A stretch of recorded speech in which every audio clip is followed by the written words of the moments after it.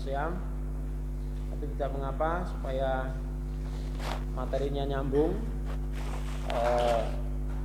Kita ulangi dari awal Kitabus Syam.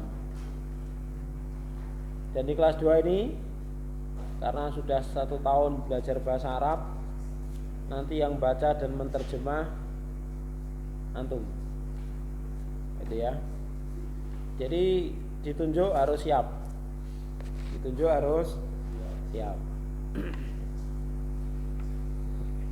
Baik, yang baca Mas Inca, Kitabus Syam.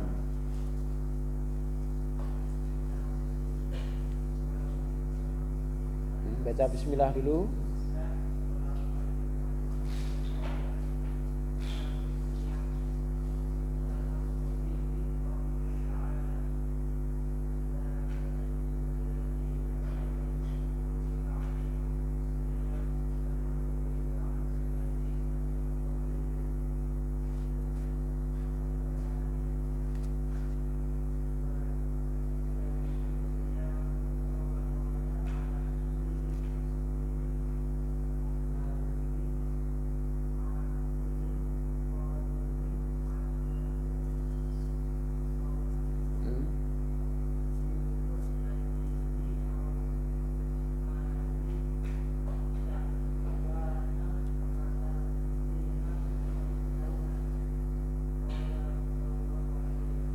Salam.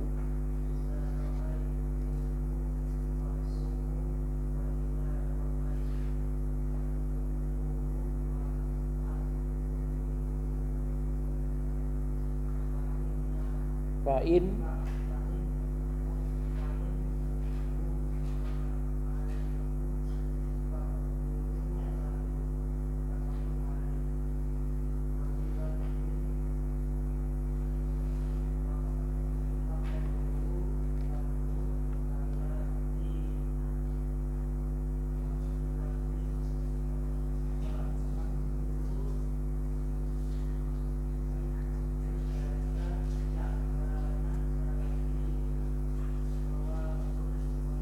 ya, coba diartikan.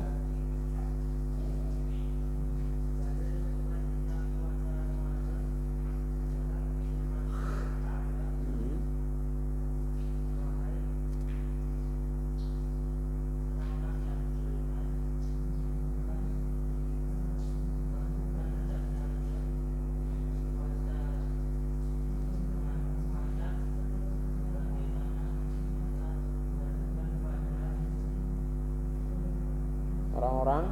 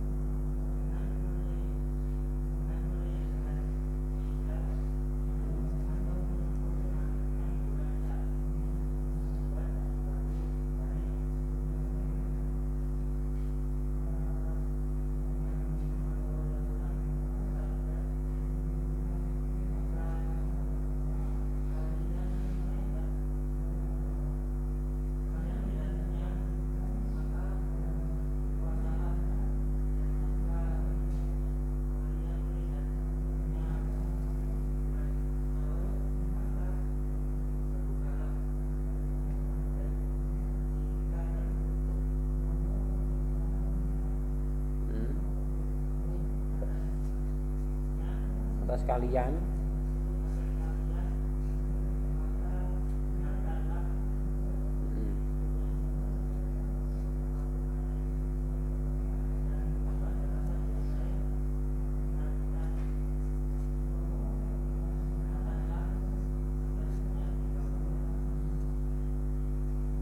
Terus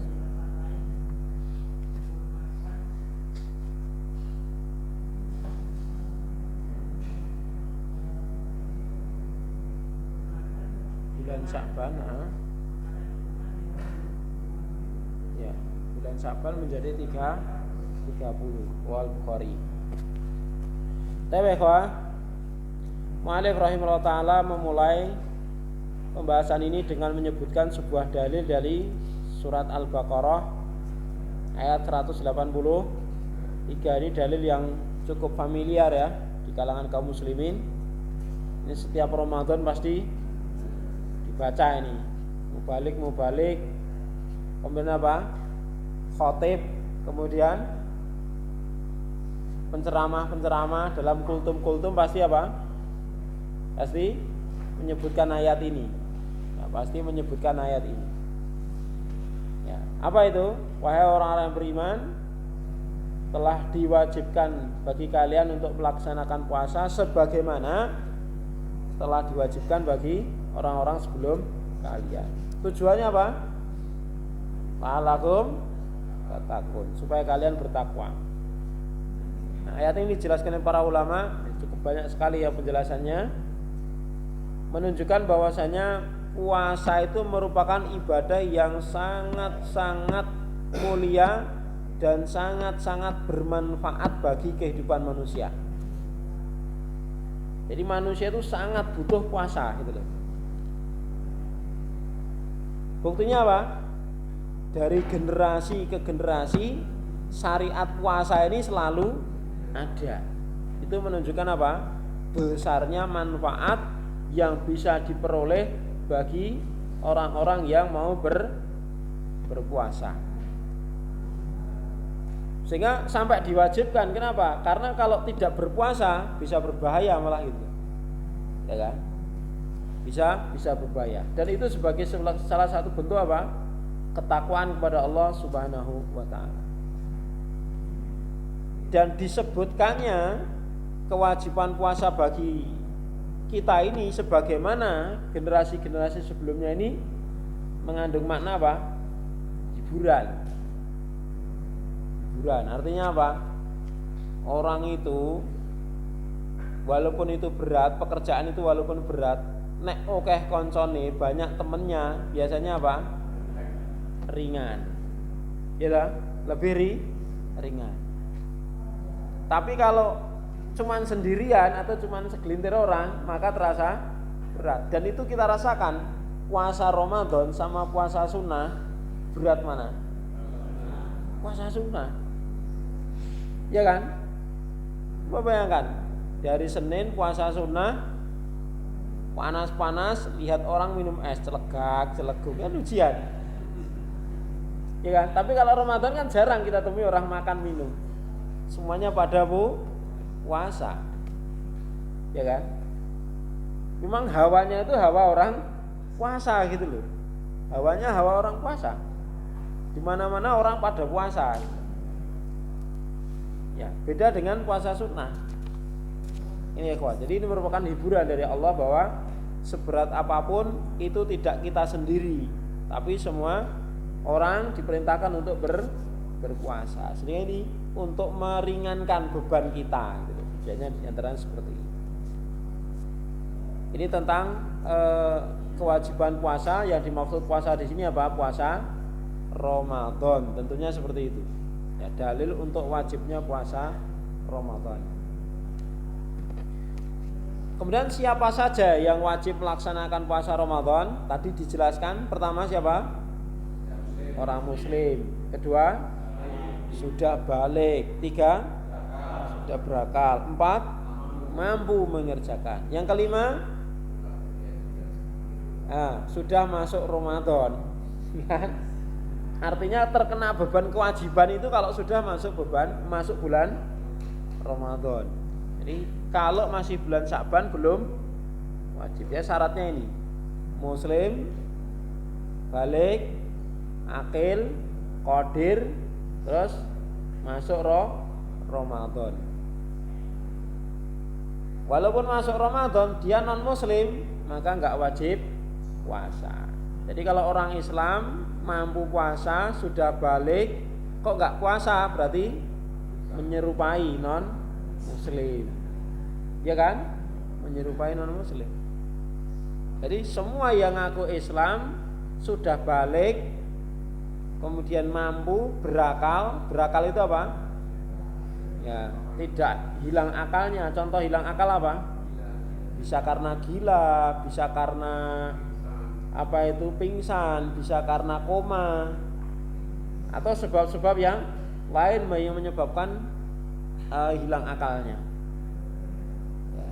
Maka orang yang berakal, muslim, balik, mampu, tidak ada udzur dan sudah masuk Ramadan, maka wajib berpuasa. Dan meninggalkannya tanpa udzur adalah dosa besar.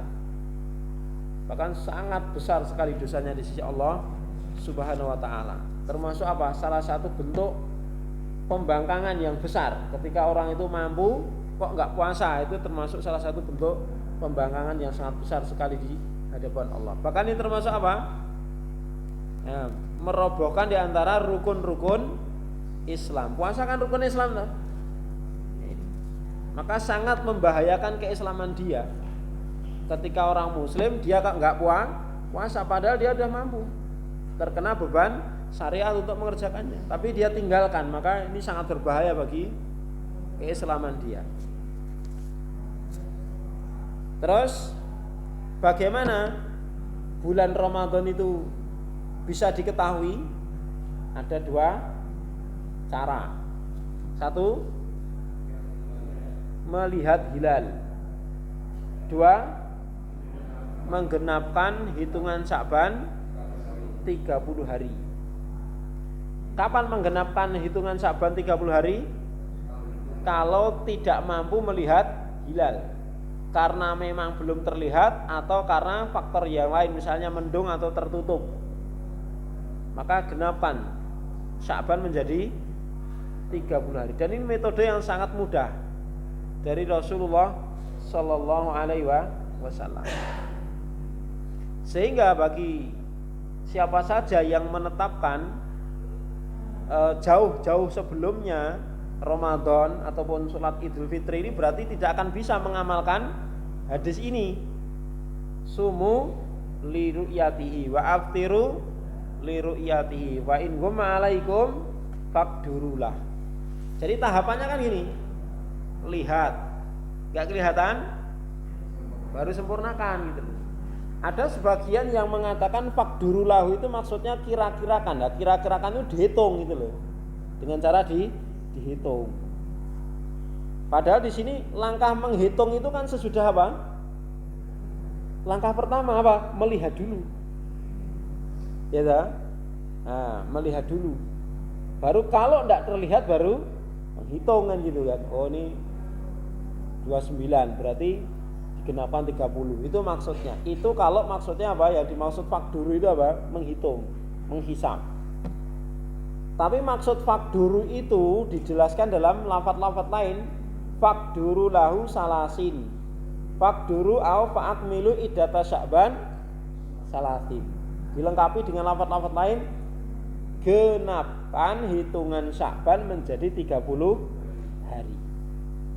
Maka bagi orang yang menetapkan jauh-jauh sebelumnya, bahkan beberapa tahun saja sudah bisa ditetapkan. Nanti Idul Fitri atau Ramadan tahun depan sudah bisa ditetapkan. Maka dia nggak akan bisa mengamalkan hadis ini. Padahal mengamalkan sunnah Nabi itu sesuatu yang lebih utama. Kita harus berkeyakinan sunnah Nabi lebih baik. Nggak boleh kita mengatakan apa yang menjadi penemuan kita itu lebih baik, nggak boleh. Itu berbahaya sekali bagi akidah seorang mukmin. Apa yang diajarkan Nabi itu adalah terbaik. Itu aja. Ya kan? Mengamalkan apa yang diamalkan Nabi itu yang terbaik. Enggak boleh kita merasa bahwa apa yang menjadi penemuan kita, apa yang menjadi usaha kita itu melebihi sempurnanya yang dikerjakan oleh Nabi. Enggak boleh. Ya kan? Karena itu berbahaya. Jelas? Ya, maka ketika masih memungkinkan, ya kan?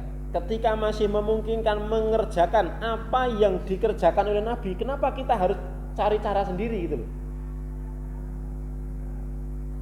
Mungkin enggak kita meru'yatul hilal? Mungkin enggak? Mungkin. Mungkin enggak kita menggenapkan bilangan Sya'ban menjadi 30 hari? Mungkin. Kenapa kita harus pakai cara yang lain gitu loh? Jelas? Jelas ya? Itulah pintu fitnah yang ya, yang banyak terjadi. Sehingga seorang itu kadang-kadang karena merasa telah mengetahui ilmu teknologi dan lain sebagainya, maka merasa ya, dia memiliki metode yang terbaik. Maka selama kita masih mampu mengerjakan apa yang diajarkan Nabi, maka kita yakin itu yang terbaik. Dan zaman sekarang tidak ada udzur. Artinya apa? Kita masih bisa, ya kan? Masih bisa untuk mengerjakan apa yang diajarkan Nabi. Ya. Kalau naik haji pakai unta, kita mampu nggak? Nggak mampu. Dan orang mampu pun mesti wegah, itu kesuwen, ya kan? Maka ini harus dibedakan itu ya. Zaman dulu kenapa nggak naik pesawat, nggak naik bus? Karena memang nggak ada gitu loh, adanya unta. Ya kan? Adanya unta. Demikian. Jadi kita harus punya prinsip bahwa apa yang dikerjakan oleh Rasul, dikerjakan oleh para sahabat itu yang terbaik. Ya, maka selama kita masih mampu mengerjakannya, kita kerjakan yang itu. Jangan cari metode yang lain. Yang itu bisa menjadi pintu fitnah.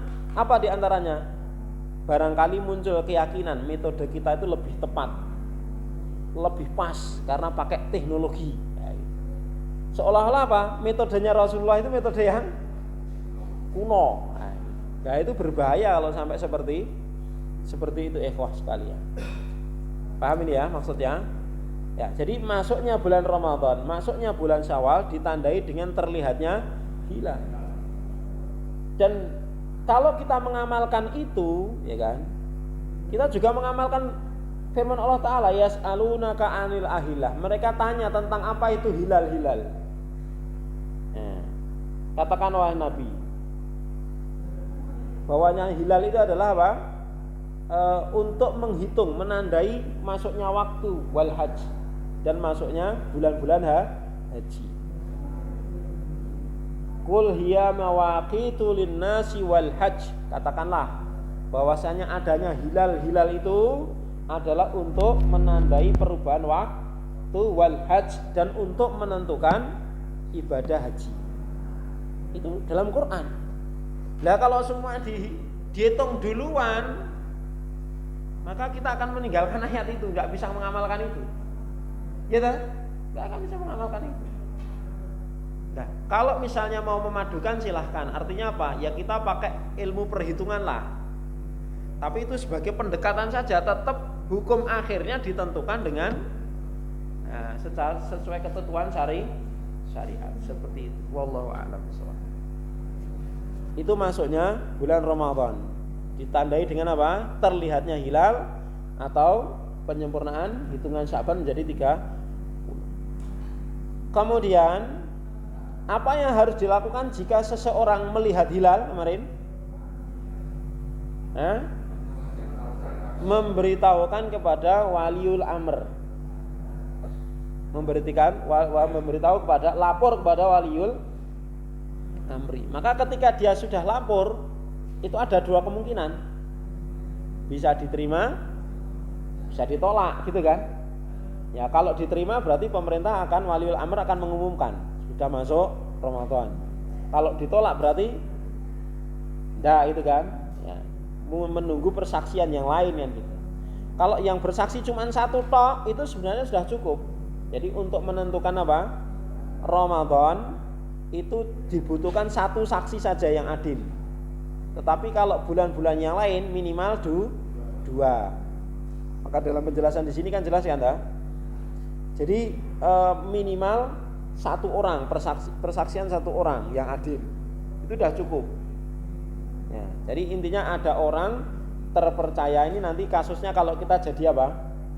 Jadi pemerintah itu loh. Kalau kita jadi pemerintah, ada orang yang lapor, Pak, saya bersumpah sudah melihat hilal. Walaupun nanti di sekian titik belum terlihat, tapi dia bersumpah dan dia adil, maka dia bisa menerimanya. Ya kan? Pemerintah, kalau dia pemerintah itu menerimanya, itu sudah sah.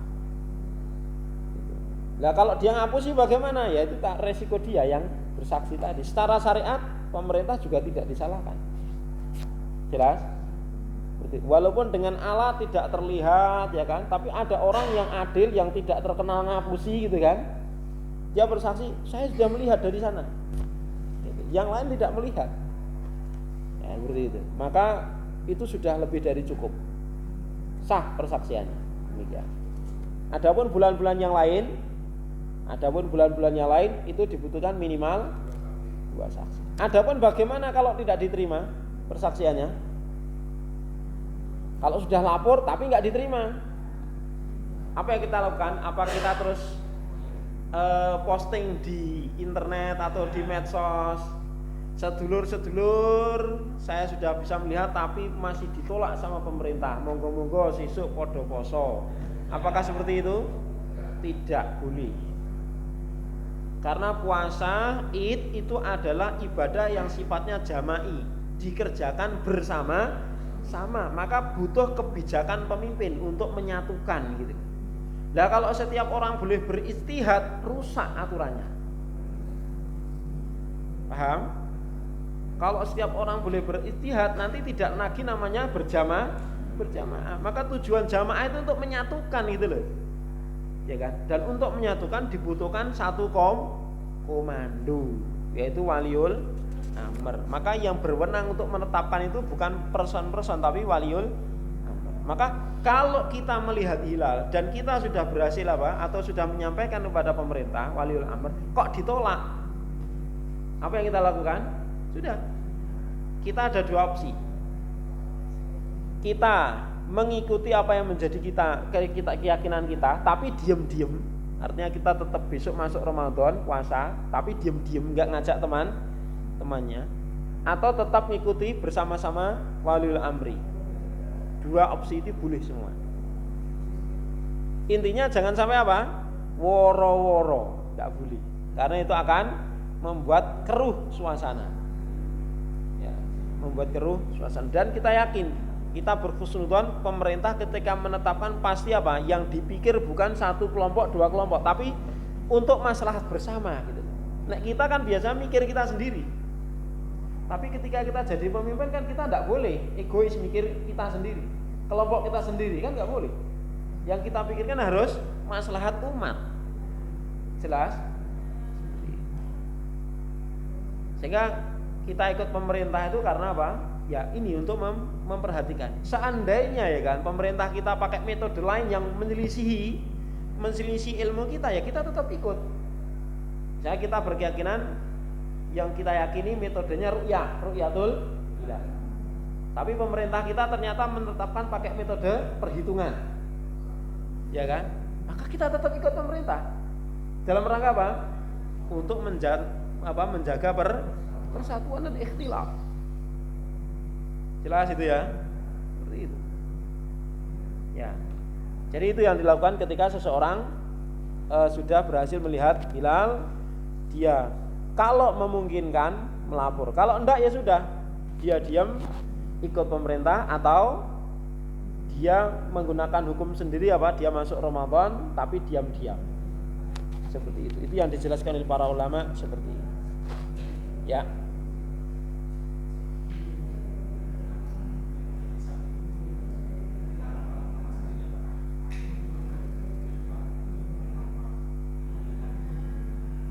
Ulama siapa dulu?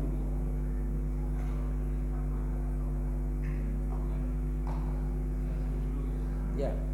Kalau metode hisab ini kan termasuk metode kontemporer, sehingga belum dikenal di zaman dulu. Ya, karena itu butuh teknologi. Ya kan? Itu butuh teknologi. Sehingga yang dulu-dulu diamalkan ya seperti yang diamalkan oleh Rasulullah SAW, dan itu adalah metode paling mudah sehingga diterapkan dimanapun bisa, dalam kondisi apapun, generasi apapun bisa gitu loh. Jelas? Seperti itu. Wallah. Yang lain?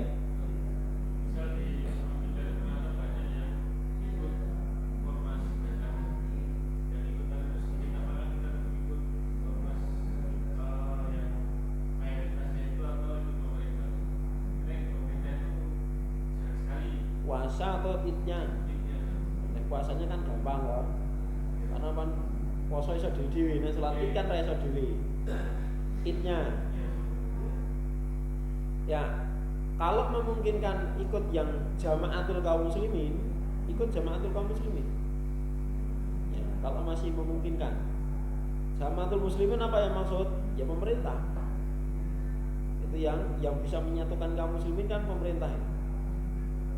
Tapi kalau nggak memungkinkan, contoh di daerah kita adanya sholat Id cuma sekali, itu pun yang tidak ikut pemerintah, yang ikut pemerintah ada tapi wow sekali, ya kan? Dan kita tidak mungkin menghadirinya. Ya sudah, itu berarti kan apa? Kita tidak mampu, ya kan? Maka kita boleh mengikuti apa yang menjadi uruf daerah setempat, yaitu mengikuti ormas tertentu. Wallah. Tapi kalau masih memungkinkan mengikuti apa yang menjadi kebijakan pemerintah, itu insya Allah lebih baik. Seperti itu. Wallah.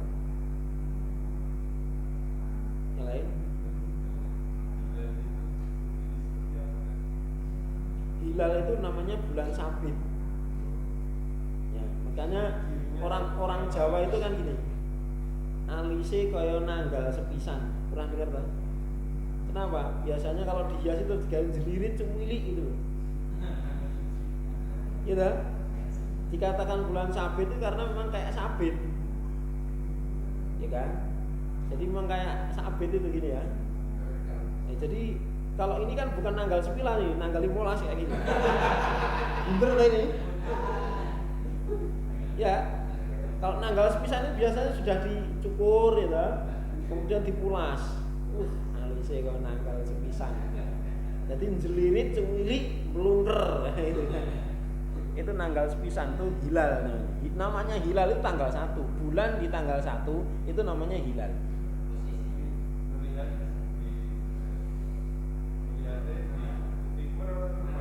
Ya melihatnya mesti hilal itu di barat. Iya, jadi itu nanti kan balapan sama. Jadi sebenarnya di siang itu sudah ada ini kan. Di waktu sore itu sudah ada. Cuman kan matahari masih kelihatan. Jadi sudah terlihat, tapi kan matahari juga kelihatan gitu loh. Maka itu kan belum dihukumi malam.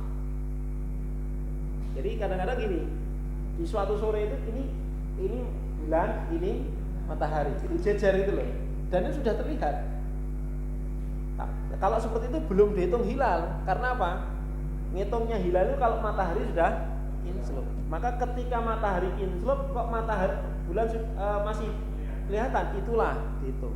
Tapi kalau duluan inslopnya bulan berarti tidak dihitung. Paham? Jadi itu nanti balapan, inslopnya itu balapan itu. Jadi kan bulan itu nanti kan dari apa? Dari barat inslop gini, nanti gede gini lagi gitu lah. Barat geraknya ke barat juga.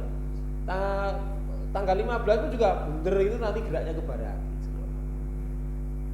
Munculnya itu paling kecil itu tanggal 1 itu muncul paling kecil. Terus sebentar, kelihatan sebentar. Paling beberapa menit saja. Habis itu tenggelam lagi. Besok tanggal 2 muncul agak naik. Agak gede toh, terus turun lagi. Tanggal 3 naik lagi sampai terus tanggal 15 bunder turun lagi. Terus tanggal 14 mulai keruak lagi, 16 mulai keruak lagi. 17 mulai kelong lagi sampai nanti kecil lagi muter ke tanggal 1 lagi jadi kecil lagi. Jelas?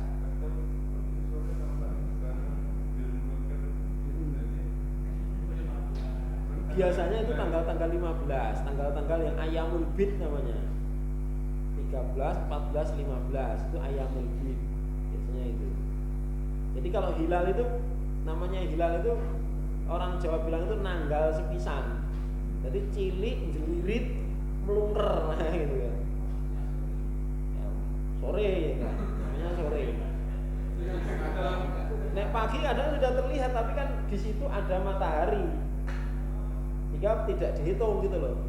Jadi dihitung itu kan malam gitu kan, malam. Sudah masuk malam.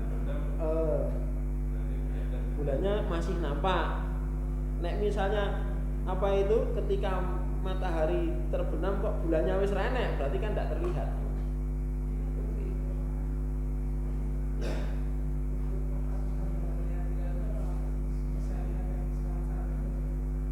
Ya namanya kan ufuk. yang memungkinkan untuk melihat hilal. Kalau kita kan tidak memungkinkan karena banyak penghalang. Ya ufuk itu ya biasanya laut, ya kan? Garisnya itu laut. Ya. Kalau kita kan banyak terhalang gunung berapi, maka kita tidak bisa menetapkan itu, ya kan? Kalau di Arab itu padang pasir, tempatnya yang rata, intinya tempatnya rata, tidak ada penutupnya. Bisa padang pasir, bisa berubah samudra atau lautan. Wallahu a'lam. Gitu.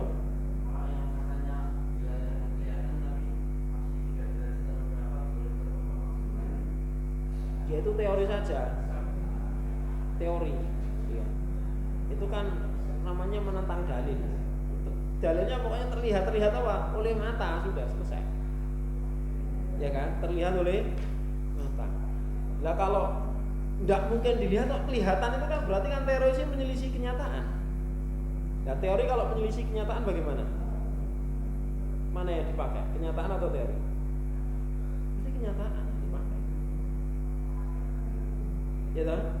Teori nih, wong ki nek sing lanang pinter, sing wedok pinter, ya mesti anaknya ya pinter-pinter gitu kan. Ya teori gitu. Tapi nyatane anak kok cerdas-cerdas gitu. Berarti ki salah, berarti itu anakmu iki wae gitu. Enggak juga itu kan. Apa yang dipakai teorinya kan enggak mesti apa? Pak putih, Mbak putih. Kudune anake putih gitu kan. Lah kok ireng? Wah, lagi ya gitu. Kadang-kadang seperti itu karena apa? Orang terlalu berpegang pada teori. Padahal ternyata itu kena gen mbahnya dulu ada yang hitam gitu ya. Bisa saja gitu. Jadi gen itu tidak mesti harus dari orang tuanya. Banyak itu yang orang tuanya tinggi, bapaknya tinggi, ibunya tinggi tapi anaknya pendek. Ada juga seperti itu. Bapaknya kecil, ibunya kecil tapi anaknya bisa tinggi. Cara teori kan tidak mungkin itu kan. Wah ini berarti ada udang di balik batu ini. Nek kita megang teori kan gitu, tapi kan kenyataannya wanitanya juga terhormat, menjaga kesucian, ya kan. Lelakinya juga terhormat. Punya anaknya kok menyelisih teori, ya itu yang dipakai, itu ya anakmu, ya kan? Bukan, wah mungkin lah ini cili wah dhuwure semono ya. Itu dua anake, kleru mesti ini kesehatanmu. Ya tas. Jadi teori itu ketika menyelisih kenyataan ya harus dimenangkan kenyataan lah ya. Gitu ya Mas Taqiyuddin. Itu namanya teori. Cukup? Ya, lanjut. Dibaca berikutnya Mas Praidi. Wa yusamu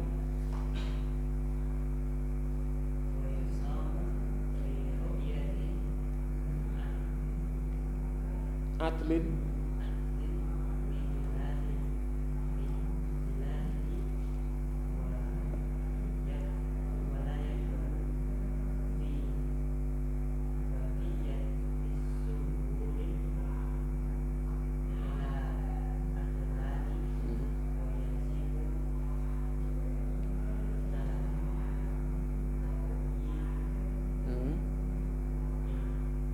niati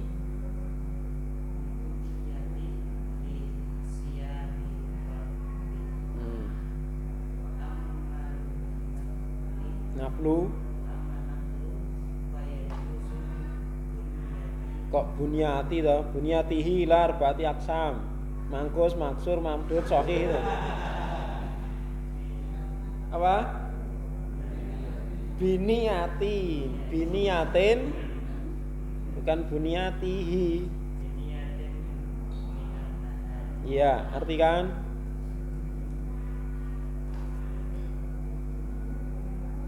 wa yusamu bi ru'yati adlin lihilalihi.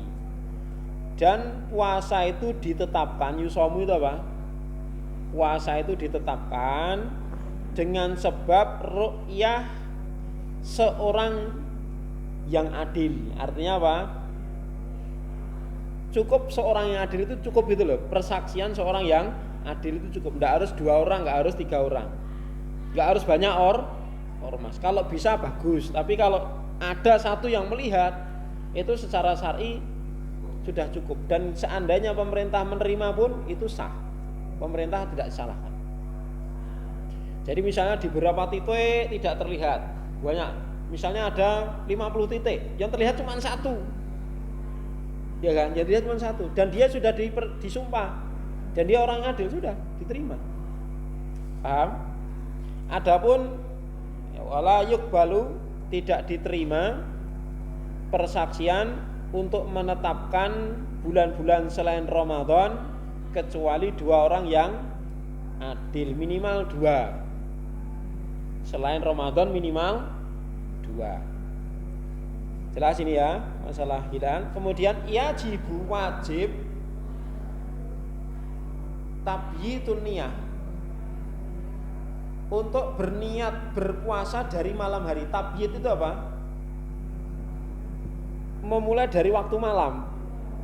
Jadi berniat untuk puasa dari waktu malam. Li siyamil fardhi, untuk kasus puasa-puasa wajib. Contohnya puasa wajib apa? Puasa Ramadan. Maka itu harus niat dari malamnya. Harus niat dari malamnya. Jadi malam ini harus berniat. Contoh misalnya, seseorang di pagi hari jam 7. Ya, jam 7. Dia baru dapat kabar kalau ternyata tadi malam pemerintah sudah mengumumkan Ramadan, padahal dia sudah, atau dia belum makan dari pagi, tapi tidak niat puasa dari malam, tidak niat puasa karena memang belum tahu.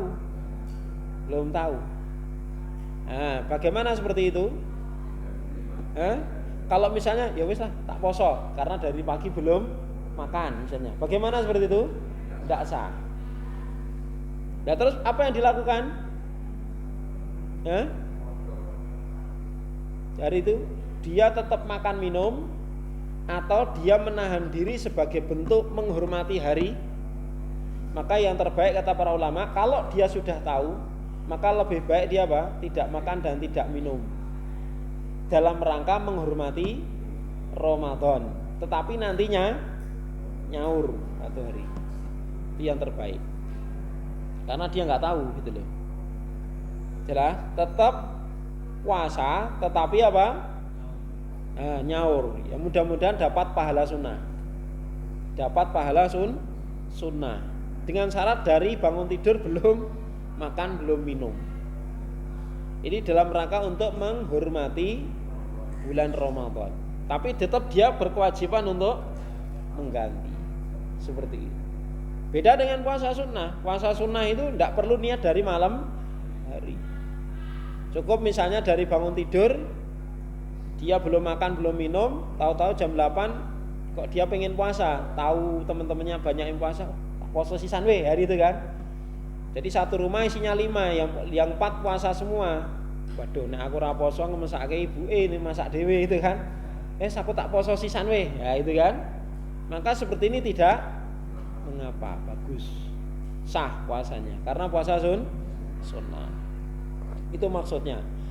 Dan adapun aman naflu puasa sunnah fayajuzu biniyatin minan nahar, maka boleh dilakukan dengan niat dari pagi harinya. Seperti kasus tadi, dengan syarat dari bangun tidur itu belum makan, belum minum. Ya, ada yang belum jelas?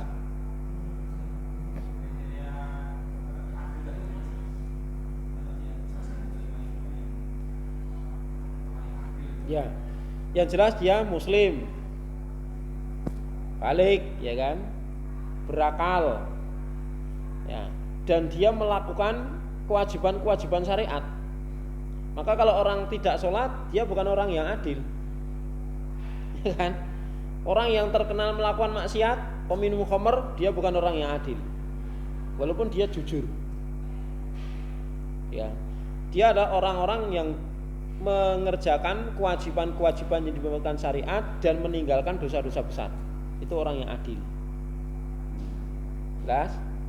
Adapun orang yang terkenal atau dia itu ma'ruf mengerjakan perbuatan-perbuatan dosa, maka dia bukan orang yang adil, sehingga persaksiannya ya tidak diterima. Jelas? Seperti itu. Wallah. Nanti di bagian-bagian akhir kitab ini ada ya, masalah persaksian itu ada, termasuk kategori adil. Terus berikutnya dibaca Pak Muhtarom, wal maridu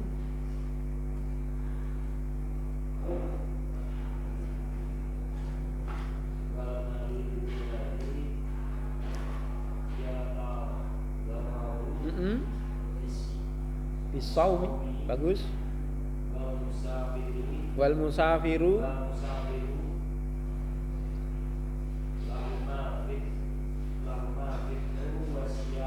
ya, lanjut.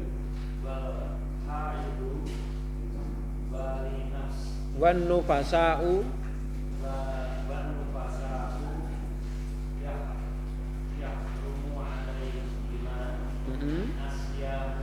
insyaallah. Iya, bagus.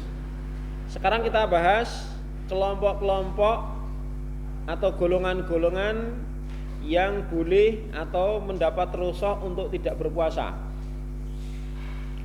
Yang pertama al-marid. Apa marid? Sakit. Orang sakit yang yatadarraru bisawm. Ini kaidahnya. Jadi tidak semua sakit. Jadi sakit yang akan lebih berbahaya atau membahayakan dirinya jika dia berpuasa. Paham ya? Artinya apa? Walaupun dia sakit, tetapi kalau dia puasa masih aman, tetap wajib puasa. Contoh misalnya apa? Orang patah tulang misalnya. Ya toh, patah tulang. Sudah dioperasi, sudah diobati. Kalau misalnya dia puasa bagaimana? Enggak masalah toh? Maka tetap wajib puasa. Jelas? Sakit panu misalnya. Kalau berpuasa bermandarat pada panunya enggak? Enggak toh? Wah, kalau puasa panunya hilang malah beneran loh. Iya kan? Malah alhamdulillah mari kan. Seperti itu. Atau sakit mah misalnya, sakit mah. Nah, dilihat sakit mah itu macam-macam. Ada orang justru kalau puasa malah sembuh. Ada itu. Kalau seperti itu, maka tetap wajib puasa. Ya. Demikian juga orang musafir. Yang musafir orang yang berpergian, maka keduanya boleh berbuka dan boleh berpuasa. Lahumal fitru wasiyam. Keduanya boleh milih antara puasa dan berbuka. Maka yang terbaik mana? Yang memungkinkan bagi dirinya. Karena apa? Kalau lebih baik puasa maka itu lebih bagus. Kenapa? Karena puasa yang dikerjakan bersama-sama itu ya lebih berkahnya lebih banyak dan lebih ringan. Ya toh? Seperti itu. Dan dia dikerjakan di bulan Ramadan tentu itu lebih baik. Seperti itu. Nah, termasuk orang yang safar. Kalau safarnya seperti orang sekarang, insya Allah puasa itu tidak memberatkan. Ya. Kalau safarnya orang zaman dulu kan naik onta di gurun yang panas sekali, gitu, maka itu sangat berat. Kalau sekarang kan naik kendaraan ber-AC, adem terus, gitu. Ya itu udah nyaman sekali kan. Justru enak safar daripada kerja, ya kan? Lebih enak safar daripada kerja. Kerja kan malah aktivitas macam-macam. Safar kan malah tinggal nengkreng menengah itu kan sampai tempatnya. Maka itu walaupun boleh dia berbuka, tapi konsekuensinya harus ya sampai di sini ya, sampai pada ahlul adhar fis shaum, kelompok-kelompok yang mendapatkan udzur di dalam masalah puasa. Demikian kita cukupkan. Wassallallahu alaihi wasallam. Alhamdulillah. Assalamualaikum warahmatullahi